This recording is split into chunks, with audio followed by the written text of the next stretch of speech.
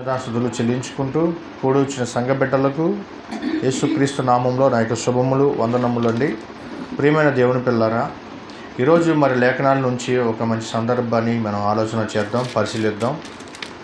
సమాధులకి ప్రార్థనలా ఈరోజు మనం ఆలోచించబోయే అంశం పేరు. ప్రియమైన దేవుని పిల్లారా, ఈస్టర్ పర్వదినాన్ని ముగించుకొని మరి ఆ రోజు సంఘ బిడ్డలు, క్రైస్తవులు, మరి క్రీస్తుని నమ్ముకున్న విశ్వాసులు వారందరూ కలిసి ఈస్టర్ పండగ పర్వదినాన్ని ముగించుకొని ఉదయం పూట చాలా చక్కగా మరి అందరూ కలిసి మరి సమాధుల దగ్గరికి వెళ్ళి పూలు పెట్టి ఏమండి అక్కడ మళ్ళీ పెయింట్లు వేసి ఆ సమాధులకి రంగులు వేసి ముగ్గులు వేసి మరి ఆ రోజు కార్యక్రమాన్ని జరిపిస్తూ ఉంటారు. మరి చనిపోయిన వ్యక్తికి సమాధుల దగ్గరికి వెళ్ళి ప్రార్థన చేసినంత మాత్రాన ఆ యొక్క ప్రార్థన వాక్యానుసారంగా ఉందా లేదో ఈరోజు మనం పరిశీలన చేద్దామండి. ఎప్పుడో కొన్ని సంవత్సరాల కిందట చనిపోయిన ఒక వ్యక్తి సమాధి చేయబడిన తర్వాత ఆ యొక్క సమాధి దగ్గరికి వెళ్ళటం ఈరోజు ఆచారంగా జరుగుతూ ఉంది. మార్కు గారు రాసిన సువార్త 7వ అధ్యాయం 7వ వచనంలో, వారు మానవులు కల్పించిన పద్ధతుల ద్వారా, మార్కు గారు రాసిన సువార్త 7వ అధ్యాయం 7వ వచనం అండి, వారు మానవులు కల్పించిన పద్ధతులు దైవోపదేశములను బోధించుచు నన్ను వ్యర్థముగా ఆరాధించుదురు. ఈరోజు మరి క్రైస్తవులు కూడా మరి బైబిల్ చదవకపోవటం వలన, వారు నేను తెలుసుకోకపోవటం వల్ల చాలామంది మరి క్రైస్తవులు సంఘ బిడ్డలు ఉదయకాలం శ్మశానాలలోకి వెళ్ళి సమాధులు ఒక కార్యక్రమాన్ని జరిగిస్తూ ఉంటారు. అంటే మనుషులు చేసిన వాటి మీదే ఈరోజు వారి హృదయం అంతా వాక్యానికి దూరంగా ఉంది, ఆచారాలకు మధ్యకి దగ్గరగా ఉందన్న సంగతి మనం నేర్చుకున్నాం గత ఆదివారం. అసలు సమాధుల దగ్గరికి వెళ్ళటం వల్ల ఉపయోగం ఉందా? సమాధిలో ఉన్నది కేవలం శవం మాత్రమే. ఇంకా క్లియర్గా మనం చెప్పుకోవాలనుకుంటే శవం కూడా ఉండదు, ఎందుకంటే అంతా మట్టి అయిపోతుంది. ప్రసంగి గారు రాసిన గ్రంథంలో ఉంటుంది, మన్నైన వలె 12వ అధ్యాయం 7వ వచనం అండి.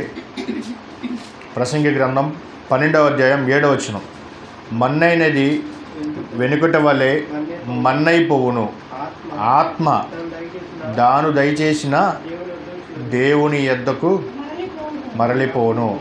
ఆత్మ అంటే దేవుడు తయారు చేశాడు కాబట్టి ఈ ఆత్మ ఎవరి దగ్గరికి వెళ్ళిపోవాలి? నీవు జీవించిన జీవితాన్ని బట్టి నువ్వు ఎక్కడికి వెళ్ళాలో దేవుడు డిసైడ్ చేస్తాడు.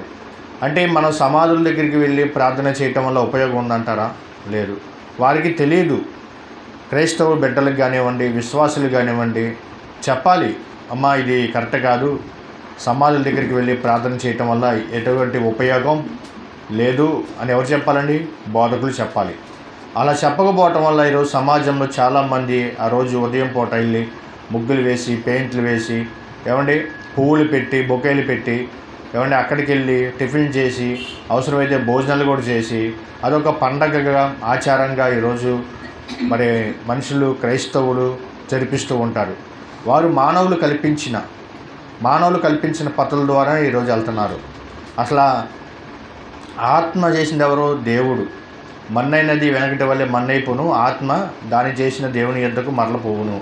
అంటే ఆత్మ చేసింది ఎవరండి? దేవుడు, కన్నతండ్రి అయిన దేవుడు, పరలోకముండ కన్నతండ్రి దేవుడు ఆత్మ చేశాడు. అంటే ఈ ఆత్మ ఎక్కడికి వెళ్ళిపోవాలో నువ్వు జీవించిన జీవితాన్ని బట్టి ఆధారపడి ఉంటుంది. అసలు ఎంత టైంలో ఆత్మ వెళ్ళిపోతుంది? ఏబు గ్రంథం 21వ 13వ వచనం. ఏబు గ్రంథం 21వ అధ్యాయం 13వ వచనం,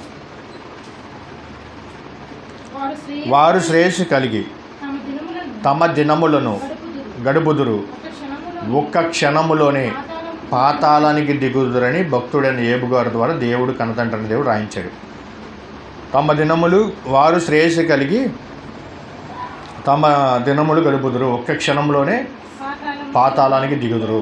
అంటే కొన్ని వేల సంవత్సరాల కిందట కానివ్వండి, ఏమండి, ఒక కొన్ని 10 సంవత్సరాల కిందట కానివ్వండి, ఒక 4 సంవత్సరాల కిందట కానివ్వండి, రీసెంట్గా చనిపోయినా కానివ్వండి, ఇప్పుడే ఈ క్షణంలో చనిపోయినా కానివ్వండి, ఎవరైనా సరే చనిపోతే ఎంతసేపట్లో వెళ్ళిపోతారండి?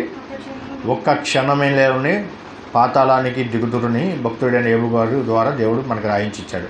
అంటే ఒక్క క్షణంలోనే పాతాళానికి దిగిపోదురు అని అంటున్నాడు. మరి కొన్ని సంవత్సరాల కింద చనిపోయిన వ్యక్తి ఇప్పటి వరకు సమాధిలో ఉంటాడండి? ఉండడు కదా. వాడి దగ్గరికి వెళ్ళి ప్రార్థన చేయటం వల్ల ఎటువంటి ఉపయోగం లేదు. ఏమంటే ఎటువంటి ఉపయోగం లేదు. వారు చనిపోయారు అంటే వారు అసలు విచిత్రం ఏంటంటే, క్రైస్తవులు అంటే మీకు భక్తి ఉండొచ్చు, వారి మీద ప్రేమ ఉండొచ్చు, వాళ్ళ మీద మమకారం ఉండొచ్చు, వారిని మర్చిపోలేకుండా మీరు ఉండొచ్చు. కానీ బైబిల్ ఏం చెప్తుందో తెలుసా? ఒక్క క్షణంలోనే. అంటే వారు ఎలా జీవించారు? భక్తి జీవితంలో జీవించారా, లేకపోతే విశ్వాసంలో జీవించారా, లేకపోతే దేవుడికి ఇష్టమైనట్టుగా బతికారా? అలా బ్రతికితే మంచిదే కదండి. ఇంకా సమాధి దగ్గరికి వెళ్ళటం వెళ్ళి అలా బ్రతికి దేవుడి కొరకు ఇష్టమైనట్టు, దేవుడి చెప్పిన మాటలన్నీ భూమి మీద నెరవేర్చినట్టు, దేవుడి మాటలు భుజం మీద వేసుకొని అనేక ప్రాంతాలకి సువార్త ప్రకటించిన వారు చనిపోతే సంతోషపడాలి, అవునా? బాధపడాల్సిన అవసరమే లేదు. ఎందుకంటే వారు వెళ్ళిపోవాల్సింది ప్లేస్కి వాళ్ళు వెళ్ళిపోయారు. అంటే వారు పరదేశికి వెళ్ళారా లేదా పాతాళానికి వెళ్ళారా అనేది వారు జీవించిన జీవితాన్ని బట్టి ఆధారపడి ఉంటుంది. వారు దేవుడి కొరకు గొప్పగా బతికారు కదా, గొప్పగా బతికారు, వారు పరదేశంలో ఉన్నారు అనుకుందాం. మరి ఇప్పుడు సమాధుల దగ్గరికి వెళ్ళి ప్రార్థన చేస్తే ఆ ప్రార్థన దేవుడు ఆలకిస్తాడా? ఆ ప్రార్థన అసలు వింటాడా? ఆ ప్రార్థన బైబిల్కి వ్యతిరేకం కాదా?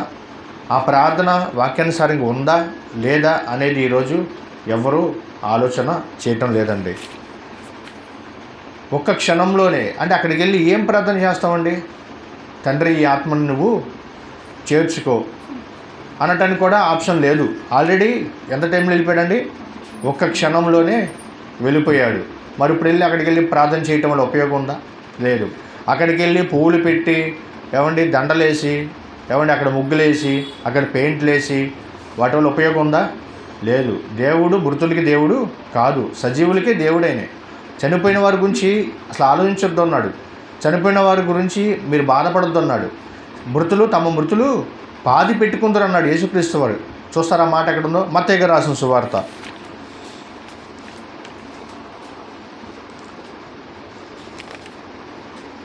8వ అధ్యాయం 21వ వచనం అండి. యేసుక్రీస్తు వాళ్ళలో శిష్యులలో ఒక అతను చనిపోయాడండి. అతను ప్రభుగారి దగ్గరికి వచ్చి ఏం చెప్తున్నాడో ఒకసారి చూద్దామండి. మత్తయి గారు రాసిన సువార్త 8వ అధ్యాయం 21వ వచనం. శిష్యులలో మరి ఒకడు, ప్రభువా, నేను మొదట వెళ్ళి నా తండ్రి పాతిపెట్టుటకు నాకు సెలవిమ్మని ఆయనను అడగగా, యేసు అతని చూచి నన్ను వెంబడించుము, మృతులు తమ మృతులను పాతి పెట్టుకొనిమ్మని చెప్పెను. చలండి. ఏమంటే ఈ సందర్భం మనందరికీ తెలుసు. యేసుక్రీస్తు వారి శిష్యులలో ఒక అతను చనిపోయాడండి. అతను యేసుక్రీస్తు వారికి శిష్యుడు. అతనిలో ఒక తండ్రి చనిపోయాడు. తండ్రి చనిపోగానే యేసుక్రీస్తు వారి దగ్గరికి వచ్చాడు. ప్రభువా, మరి నా తండ్రి చనిపోయాడు కదా, నేను పాతి పెట్టుటకు నాకు సెలవు ఇమ్మని అడిగినప్పుడు యేసుక్రీస్తు వారు ఏమన్నాడు తెలుసా? వెళ్ళి సమాధి చేసి, సమాధికి పూలు పెట్టి, దండలేసి, పెయింట్లు వేసి, ముగ్గులు వేసి ప్రార్థన చేసి రమ్మన్నాడా? అలా అనలేదండి. అలా చెప్పలేదు యేసుక్రీస్తు వారు. తమ మృతులు పాతి పెట్టుకుంటారు, నువ్వు వచ్చేసి నన్ను వెంబడించు, నీతో నాకు పని ఉంది, వారి గురించి నువ్వు ఆలోచించవద్దు. అతను వెళ్ళిపోవాల్సిందే ప్లేస్కి అతను వెళ్ళిపోయాడు, నువ్వు నన్ను వెంబడించి అని చెప్పాడండి యేసుక్రీస్తు వారు. అంటే ప్రార్థన చేయాల్సింది ఎవరికండి?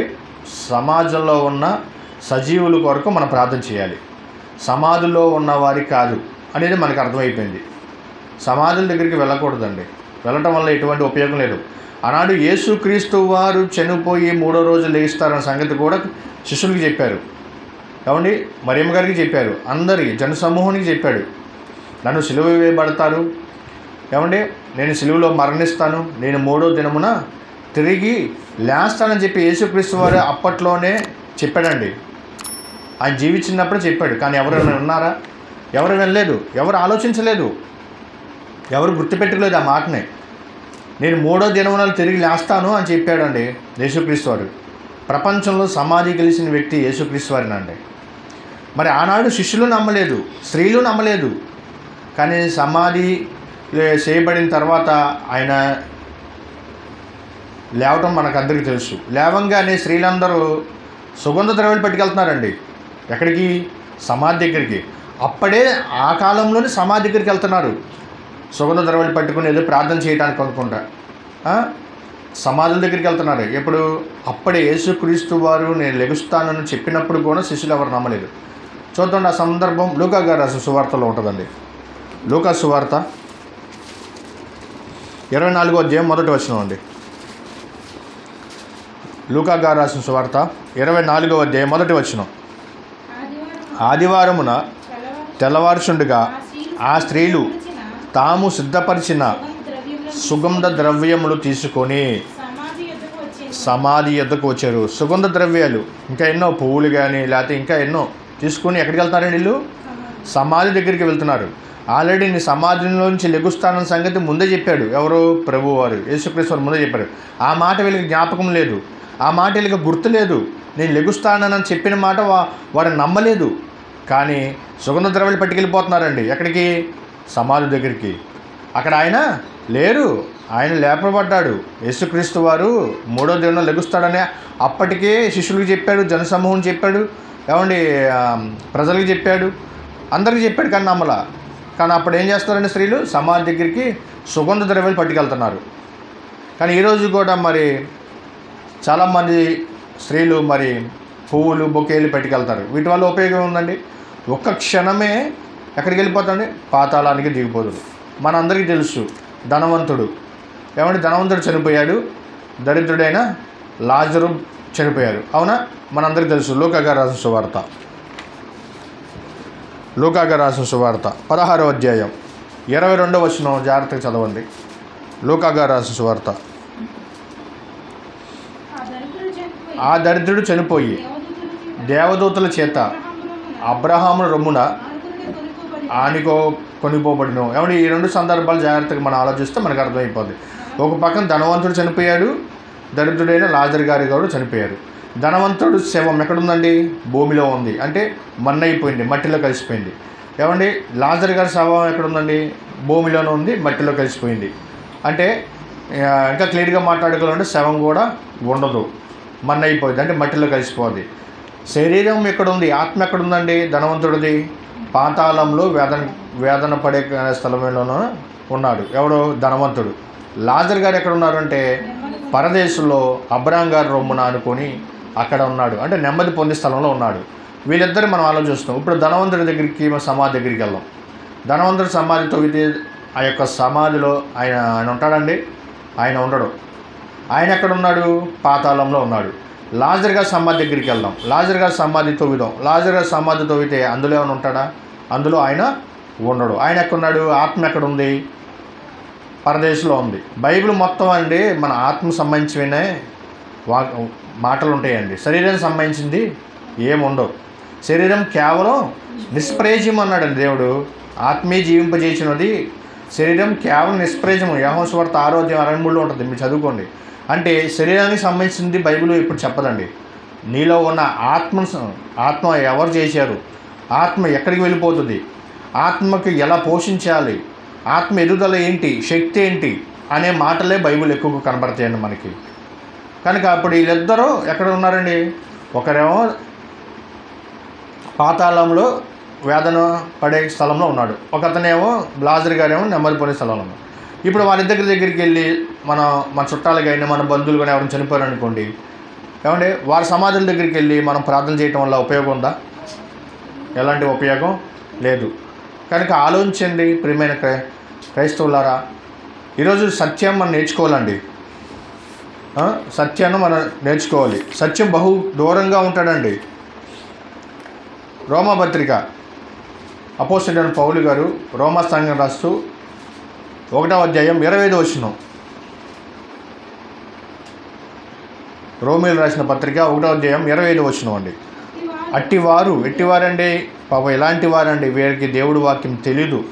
ఏమండి, వాక్యం తెలీదు, బైబిల్ చదవని వారు, లేకపోతే బోధకులు కూడా చెప్పని వారు, ఇక సత్యం ఏంటో అసత్యం ఏంటో, నిజమేంటో అబద్ధం ఏంటో బైబిల్ చేయమంది మనం చేస్తున్నామా, ఇది బైబిల్కి విరుద్ధమా అనేది ఎవరో ఆలోచించలేదండి. అట్టివారు అంటే బైబిల్ చదవని వారు, బైబిల్ నేర్చుకునేవారు, బైబిల్ వాక్యాలే వాళ్ళకి తెలిపిన వారు కాదండి. అట్టివారు దేవుని సత్యాన్ని పక్కన పెట్టేశారండి. అసత్యమునకు మార్చి సృష్టికర్తకు ప్రతిగా సృష్టమును పూజించిరి, సేవించిరి. ఏమండి, మరి అట్టివారు సమాధుల దగ్గరికి వెళ్ళి ప్రార్థనలు చేయకూడదు అనేవారు సమాజంలో ఉన్నారండి? లేరండి, చాలా తక్కువ మంది. సమాధుల దగ్గరికి వెళ్ళటం వల్ల ఎటువంటి ఉపయోగం లేదు. సమాధులకు ప్రార్థనలా. ఈరోజు మన అంశం కూడా సమాధులకు ప్రార్థనలా. అంటే మనం చేయవలసింది సమాధుల దగ్గరికి వెళ్ళి ప్రార్థనలు కాదండి, సమాజం కొరకు ప్రార్థన చేయాలి. సమాజంలో ఇంకా బ్రతికిన వారు, సజీవులుగా ఉన్నవారి కొరకు మనం ఏం చేయాలి? ప్రార్థన చేయాలి. ఇగో నీ ఇరుగు పొరుగు వారి కొరకు మనం ప్రార్థన చేయాలి. దేవుని నమ్మని వారి కొరకు మనం ప్రార్థన చేయాలి. మనుషులు అంటే సమాజంలో బ్రతికున్న వారి కొరకు మనం ప్రార్థన చేయాలి. అవునా? చనిపోయిన వారి కొరకు మనం ప్రార్థనలు చేయకూడదండి. ప్రార్థనలు చేయకూడదు. ప్రియమైన దేవుని పిల్లరా, ఆలోచించండి. వారి టైం అయిపోయింది. చనిపోయిన వారి గురించి అసలు ఏడవద్దన్నాడు యేసుక్రీస్తు వారు. చనిపోయిన వారి గురించి ఆలోచన చేయొద్దు. వారి పేర్లు తుడిచిపడిపోతాయని చెప్పాడండి. అంటే వారి పేరు కూడా కొన్ని సంవత్సరాలకి ఏమైపోతుంది తెలుసా? మరుగున పడిపోతుంది. అంటే కొన్ని వేల సంవత్సరాల కింద చనిపోయిన వ్యక్తి కానివ్వండి, రీసెంట్గా చనిపోయిన వ్యక్తి కానివ్వండి, ఎవరు చనిపోయినా ఈ భూమి మీద ప్రపంచంలో 750-800 కోట్ల మంది ప్రజలు ఉన్నప్పటికీ ఏ మనిషి చనిపోయినా వెళ్ళవలసిన ప్లేస్ ఎక్కడికో తెలుసా? పాతాళానికి. ఒక క్షణమే పాతాళానికి దిగిపోదురు. అంటే భూమి మీద నీకు దేవుడికి ఇష్టమైనట్టు నువ్వు బ్రతికేవనుకోండి.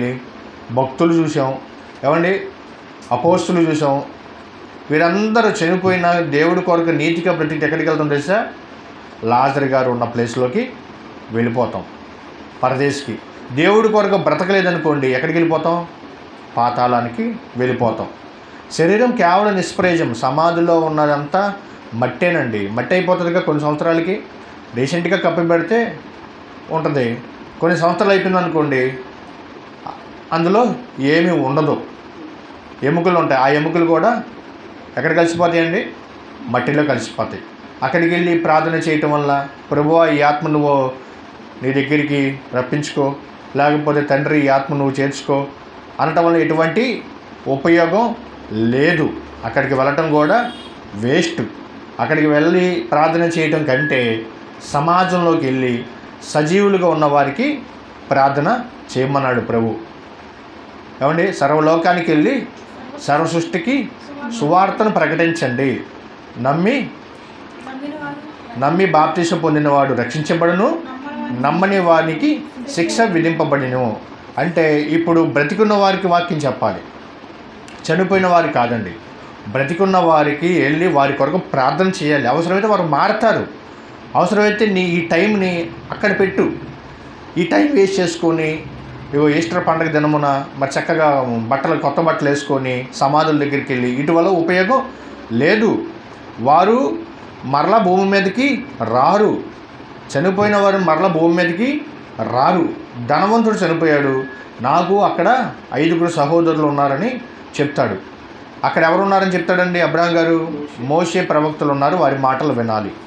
అంటే జీవగ్రంథంలో మాటలో ఎవరైతే బోధిస్తారో వారు దేవుడికి ఇష్టమైన వారు, వారి మాటలు వినాలి. సమాజం, క్రైస్తవులు కానివ్వండి, ప్రతి ఒక్కరూ వింటే అప్పుడు మనకు అర్థమవుతుంది. సర్వలోకానికి వెళ్ళి వెళ్ళమన్నాడు, సమాజం దగ్గరికి వెళ్ళమని ప్రభువారు ఎక్కడ చెప్పలేదు. యేసుక్రీస్తు వారు చేశారా? చేయలేదు. ఏమండి, శిష్యులు చేశారా?